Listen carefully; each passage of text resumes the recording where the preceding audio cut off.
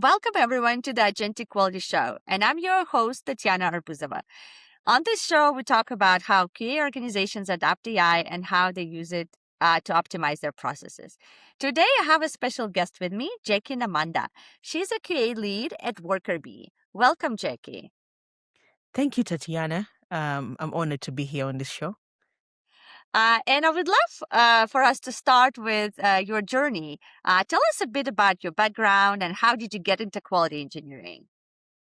So my background is actually pretty diverse. I started off in IT, help desk, troubleshooting, mostly as a hobby. I did that also at university, and software development came in a little bit after when I picked interest in seeing how. Actually, I started with web, seeing how a website comes to life with HTML, CSS, and JavaScript. And then when I learned about UX, somehow as I was going through the university, I learned about UX. And when I picked interest in UX, I realized that it focuses on not just building, but making sure that somebody is able to use what you have built. So with that background, I found myself into QA because now I needed to know that whatever I have built, I can test and people can use. So with that, I learned that QA is not just about testing; it's a foundational aspect of software development, and also ensures that people are our customers can trust. We untrust and keep the brand going, but also protect the brand from any kind of a place of mistrust because of bad design. So that's how I ended up into QA. In the long story short. Yes. Yeah, customer trust and experience is definitely the foundation of what we do. And we have a lot of responsibility on our shoulders. And tell us, what kind of companies have you worked and the products have you worked on before? So yes, I have worked on a diverse number of companies, including, but not limited to, an e-commerce product, which is Amazon, and I worked in Amazon Prime specifically. I have worked with a very small company as well that was doing radio frequency identification. We were doing running of testing and incorporating the software according to what was needed by the users. So that is, I've worked with that as well. And then now I'm with a startup building AI products. So, having worked in a few companies now, what are some of the biggest quality challenges that you've seen teams face today? So initially, when it comes to when you're talking about challenges for quality, I mean anybody that has done quality will talk about how alignment and context typically comes last to QA for the most part. It's more of as though QA will test this once we've built it. But that's a big challenge because by the time we get into the context, now we have to start afresh, getting to understand what the product is about, and nobody can test a product that they don't have understanding of the requirements and what the user needs really are. So that's one of the biggest challenges that I've faced. The other things kind of get into that in regards to how the software has been built or a product has been built. Um, Other things that we know as QA people, like IDs and elements and all those other things that we test, the nitty gritties. But the main aspect is us having context last for the most part whenever a product is being built. Yes. That is a great call out, and it's so true. I've seen this in many, many organizations as well, is that we get involved in the process too late, right? So how do we involve quality earlier? That's definitely a great challenge for us to address. And what do you do at Workerbee right now, and what does your role look like? So at Workerbee, I was brought in as a quality assurance lead. And for our AI products, we have a couple of AI products that we have. And that is what I was brought in to do, strategy, understanding how, because now development is so fast. So bringing in QA means that we don't have, because sometimes QA can also be viewed as a bottleneck, but that's not who we are. We are people who actually love the brand. We are people who actually value our customers. So I was brought in to just, strategize help with migration from we had another tool that we were using for like release management. I was brought in to assess that and also help with the migration, documentation, the process, the foundation, and all those other aspects of things. Protecting the brand basically is what I was brought in to do at Workerbee, and that's what I'm doing now. Awesome. And so what are some of the challenges? What's some of the other challenges that you face now with it? So right now, it's that development is happening really, really fast. So initially, finding the right way, the tools that we had for QA were still good, but they were not catching up with the speed of how we were developing. So we were releasing, at some point, we had sprints of 1 week, if you know what that looks like. So if there is a sprint of 1 week, then that is expected that QA should also be moving at the same speed while the tools they're using have not changed. So that was a real big challenge. So we needed to migrate we had to find another tool or other ways to match up with the speed of how development was happening. That was a big challenge initially. Yeah. And you started evaluating different tools. And so what were some of your other goals as you were evaluating these different testing tools? So, of course, validating all the other aspects of quality assurance were very important. How quickly we deliver results, but not foregoing quality. How the tool is dynamic. The tool had to be dynamic because how we are building is so dynamic. If you're having a conversational application that is not even full of elements like it used to be, buttons and scrolling and colors and all those things, it's not just about that anymore. We are evaluating conversations with AI. We are evaluating different aspects that are not what software used to be. So I had to evaluate and make sure that speed was not of delivery was an aspect, but also ease of use. A tool had to be easy to use. Natural language, if we could, like just explain what I want to do, and that tool is able to deliver and understand what I'm trying to do. Is it able to pick up on context? Is it able to auto heal in case I change certain elements in my application or in our application, in our products? Those were some of there were many other things I had to look at, but even just the customer service of the people that were giving us this tool, how reachable are they? Because of how software development is happening now, I know they are also under pressure. So to deliver as well, to make changes, to match up with how development is happening in the real world right now. So that's another aspect I had to consider. How reachable are these people that have promised us they're going to give us this tool, or we are going to onboard onto their tool? How are they reachable with customer support? And so you told me that you looked into quite a few of the tools. Can you tell me about that experience? I feel like with the new AI age, everyone is promising too much. But the proof is in the POC. Like when you get onto the first call and you're asking certain questions and they are more like, we are working on it and it's going to be in Q3.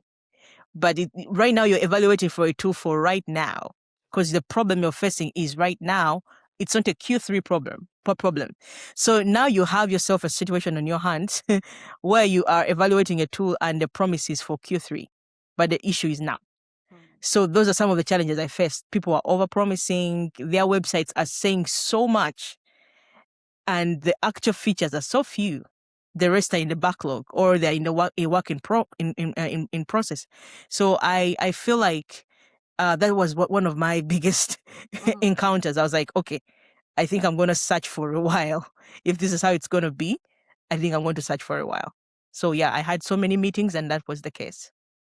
And so I know that you got to see the demo of ContextQA, and you ended up using it after the evaluation. So what was your first impression when you started using ContextQA? Actually, one of the things that sometimes most of the stuff that we do, especially with QA over time, you develop an intuitive perspective in how you work with everything. So my intuition was immediately I jumped into the call. I heard how the leaders were speaking. The first person I met was the CEO. And the way he was speaking about the tool with confidence, it was just a buy-in. I was like, okay, I can go ahead with this. It wasn't like, oh, let me come back to you. Let me get. It was like, let me set up a meeting next week. Let's see what the next steps are. We are going to send you our training. We're going to do all the action items were already arrayed for me to literally just go through the POC and then maybe get on board. So, but also it was so easy to use. I used ContextQA like today, and I was able to create more than 3 use cases, test cases that I had taken maybe a couple of weeks to use with the other automation that we were using, because of how dynamic and how our tool is heavily AI and conversational. It was so difficult to use it with the other automation that we had. But with ContextQA, in a couple of days, I had more than 5, or was it like 3 test cases, and they were working end to end. So when I said 3 test cases, I'm not talking very short click here, click there. It was more than 30 steps, and ContextQA handled it with majesty and with ease. So that's how. Well, I'm very glad that you enjoyed ContextQA and you became a loyal customer now, and you are talking to me about it right now. So, and tell us more about what features stood out to you other than automation. Anything else that you really found very practical for you? So the using of the natural language, I just write down my steps, and that ContextQA is able to pick up what I'm talking about from just my screen. I would just say, click this icon. I don't even need to describe it so much. And ContextQA is able to get that and run with it and create a test case and run that step. The second aspect was the how, even just the UI in itself. I know I could find my way around different things immediately, which is not typical for every tool, especially if you didn't really build it. Immediately, I jumped onto the site, the ContextQA POC site that was built for Workerbee. I was able to navigate. That was another aspect. I knew exactly what I wanted to do and how I wanted to do it. I was already planning. And the other aspect that was very important, they have other features in there like knowledge base. You keep you get certain aspects of let's say, for example, if you have a pop-up that usually comes up in your application, even if you don't know if it will pop up or not, you just save it there, and you know that anytime that pop-up comes in, just quit. Because those things happen, especially in mobile applications when you're testing and running automation. And the automation will now fail because it has not been able to go through the steps because of a pop-up, just a simple pop-up. I can go on, but there were many aspects, especially UI wise, organization wise, ease of use. Those were some things that really caught my eye. Yes. Oh, thank you for sharing that. And did your workflow change at all after you adopted this new AI, empowered tools? Did it change your workflow, like the release workflow? Yes. So for now, I have been able to automate the tests myself. So before any release, I run that automation on my end. I haven't been able yet to get into like teaching it to anybody else or opening it up for everybody else to use it at the moment. But that's the plan. After I have built a whole, in fact, this week my goal has been to create schedules and that's another piece I like, the scheduling and all that. It's so easy. It's all a UI. You just click and you get things done.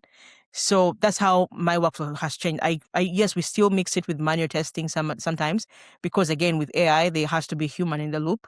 So wherever the human eye is needed, there we are with the manual testing.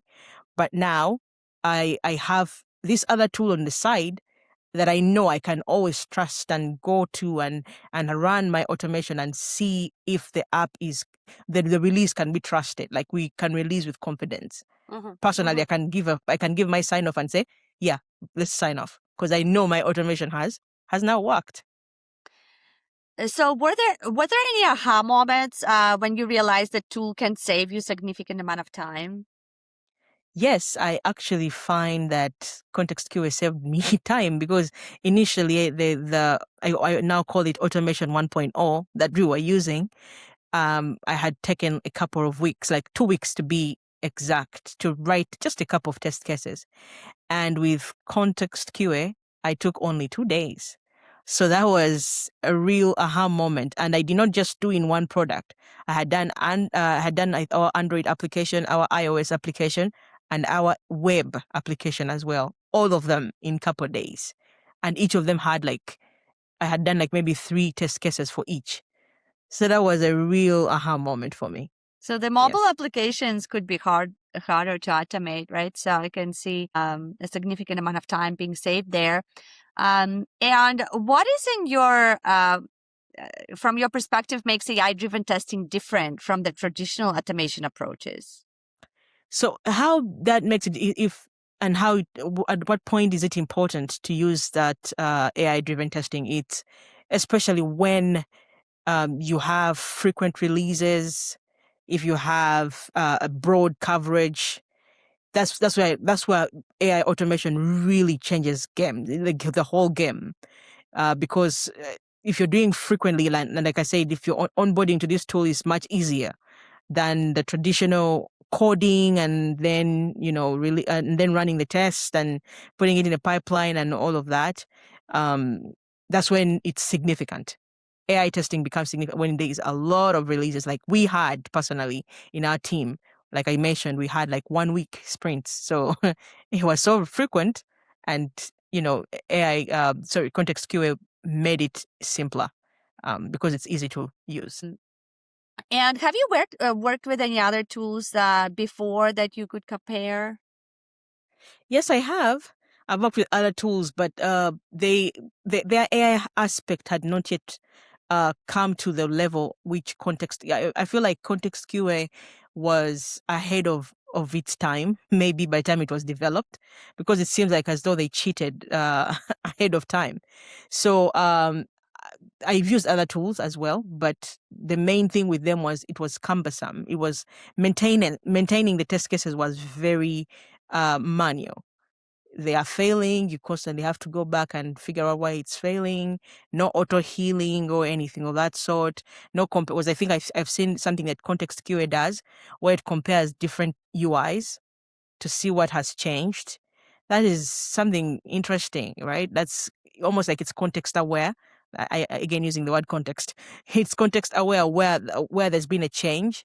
It can be able to identify that this button has moved to this place, and maybe because of that, it needs to be auto healed because the element has changed in the background, and all those other nice aspects that CSS and all that which we used to track with CSS selectors and identifiers and all those things. Yeah, that's something that has caught me with Context QA. And in what situations do you think the context QA would be the most useful? In every aspect, especially if you have a web application that like testing web has changed, because like I said, you just record your actions on the whole site as you're clicking, as you are going through different aspects, validating different things, and all those steps are tracked and create a test case right away. Like that's beyond what we used to do before. If you have like a web application, if you have like an APK, IPA, you can upload it and the rest is history, so that's what I'm saying. They have API testing.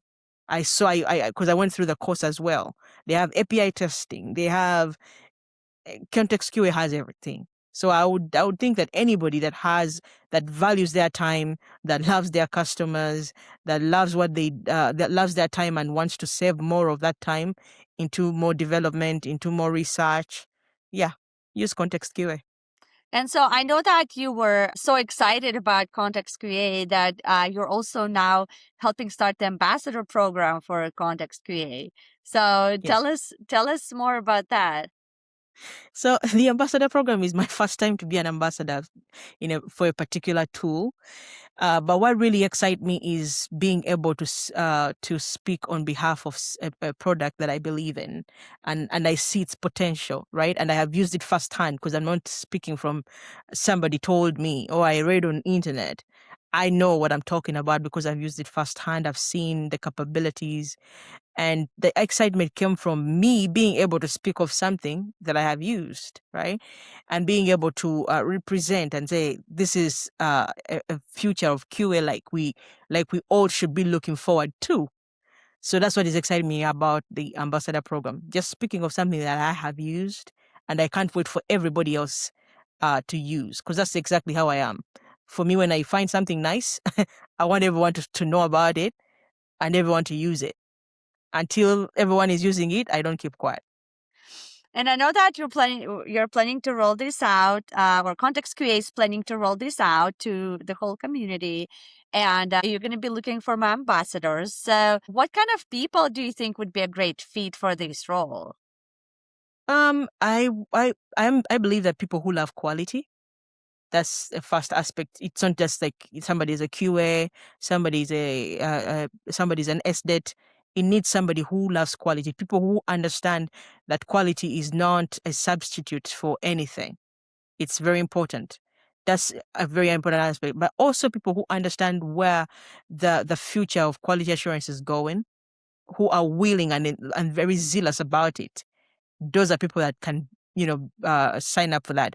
But also importantly, if somebody is willing to use and explore and understand the foundation of context QA, the vision behind the tool, the vision and the culture behind even the creator of the tool, and to be able to understand that, those are people that should freely join us as ambassadors. Amazing. And can you also share what opportunities these ambassadors will have, like learning, community, anything? What do you think will be the benefits for them to join this ambassador program? Like many ambassador programs, like community is a very important aspect, learning from each other, learning tips and tricks, helping support the community, people using Context QA that are running into challenges and need. Uh, Another important aspect is growing as a person, because many times we are focused on our careers and we don't step out at all. But some of these opportunities come to help you grow your public speaking, your expression, your personal brand as well. It's a very important way of networking. Many other aspects. Of course, you'll get context QA swag, and many other things that will open up as we go. Meetups, events, connecting in different ways. It's all part of the package as an ambassador. Yeah, that sounds like a great opportunity for folks to learn and grow. And for teams who are thinking about AI-driven testing, I want to ask you for the advice for them. If the teams are considering the AI-powered tools or AI-powered testing, what would the advice you would give them? Oh, advice for anybody looking into um we don't need to look out for things that are just too shiny. We need to see results. Like that's something that we need to focus on, because either way, the customer, our users are very important to us, and their trust is very important to us. For you to build confidence and at the rate at which you are building as well, when you're finding a tool, be open-minded. Some of the tools are not even that pronounced. Like ContextQA, I had to find it from somebody else. It wasn't all over the internet, but it's doing the work. And they're doing the work, they're building the features, they're putting in the time, they're doing the research. It's evident when you use the tool. So don't just look out for what is shiny. Look out for what is answering your questions and your problems. Firstly, understand your problem as a team. What do you want to solve? How do you see yourselves building in the long run? And then you can settle for what testing tool can you use, because the tool comes after. With understanding the problem, the tool should come after. But if you bring the tool first and also look for only that which is shiny, you end up finding yourself in many meetings like I was, and not focusing on the actual user problems. Yes. Great. And by the way, if anyone wants to see the demo of the ContextQA, you can book that on the ContextQA website as well. Just go to contextqa.com and you can book a demo if you're curious of what this tool can do. And Jackie, what excites you the most about the future of AI in testing? The future of AI in testing has evolved. It's no longer just about validating, it's strategy. it's defining things like beyond testing. Because initially, like I said, I used to think that quality assurance was just testing. But now I understand it's fundamental and it's foundational. So what I'm excited about is speed, yet not neglecting quality. As we continue going, AI tools have made things even easier. That you just think of something and you are able to reproduce it in one night or one day. So that's what I'm excited about. That it won't be just about spending too much time trying to write test cases, trying to write test plans. Now I'm mostly focusing on the brand and how best to represent our brand to our customers. That's what I'm excited about. Yeah, that's very important. And Jackie, where can people find you or connect with you if they're interested to continue the conversation? I'm definitely on LinkedIn, and I love to connect. I've grown to appreciate LinkedIn as a place of networking. So you can find me on LinkedIn. I'm also now volunteering with a number of things in Innovate QA as well, coming up in June. I'm excited about that. I'm volunteering there, and I'll be able to network. I'm also trying to look out for events for quality, for software development, for engineering leadership, all those kinds of things. I'm part of many of those. And if we connect on LinkedIn, we can just continue from there. Thank you, Jackie, for being so dedicated to quality, profession, and industry. Um, I, I see you being as passionate as me about it. So I really appreciate you moving that discipline forward and talking to us about your experience with ContextQA and being a ContextQA ambassador. Congratulations on that role as well. I thank you for Thank you. being with us today and for your time. Thank you, Tatyana. I appreciate it. Bring me again. Uh,